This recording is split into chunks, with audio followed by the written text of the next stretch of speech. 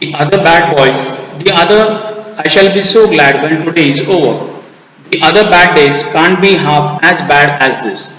Having a leg tied up and hopping about on a crutch is almost fun. I guess having an arm tied up is a bit more troublesome because you can't eat without help and things like that. I don't think I will mind being deaf for a day, at least not much. But being blind is so frightening.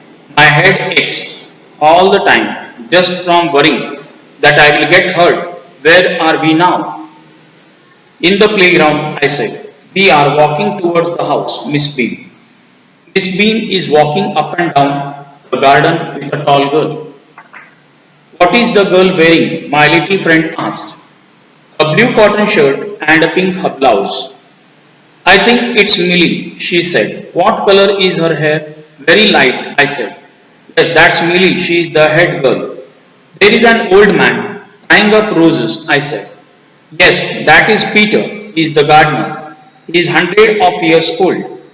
And here comes a girl with curly red hair. She is on crutches. That is Anita, she said. And so we walked on.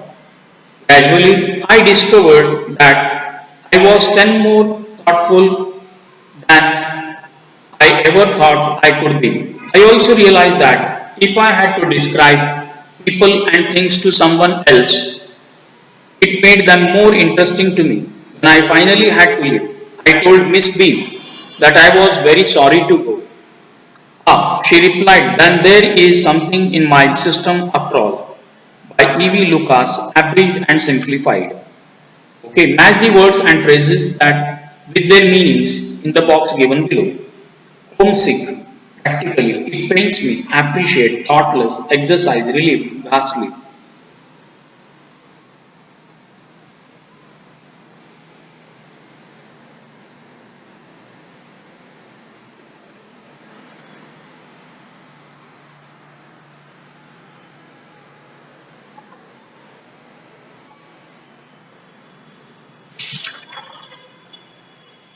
All but blind. Okay. All but blind in his chambered hole. Gropes for worms, the four-clawed mole. All but blind in the evening sky. The hooded bat twirls softly by. All but blind in the burning day. The barn owl blunders on her way. And blind as are these three to me. So blind to someone I must be.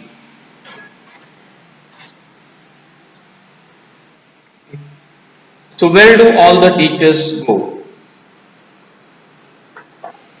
For a little child, a teacher is special. It is difficult for a small child to think of his or her teacher as an ordinary person. Where do all the teachers go when it is 4 o'clock? Do they live in houses? And do they wash their socks? Do they wear pajamas? And do they watch TV? Do they pick their noses the same as you and me? Do they live with other people? Have they moms and dads? And were they ever children? And were they ever bad? Did they ever never spell right? Did they ever make mistakes? Were they punished in the corner if they pinched the chocolate flakes? Did they ever lose their Hyman books? Did they ever leave their greens? Did they scribble on the desktops? Did they wear old dirty jeans? I will follow one back home today. I will find one what they do.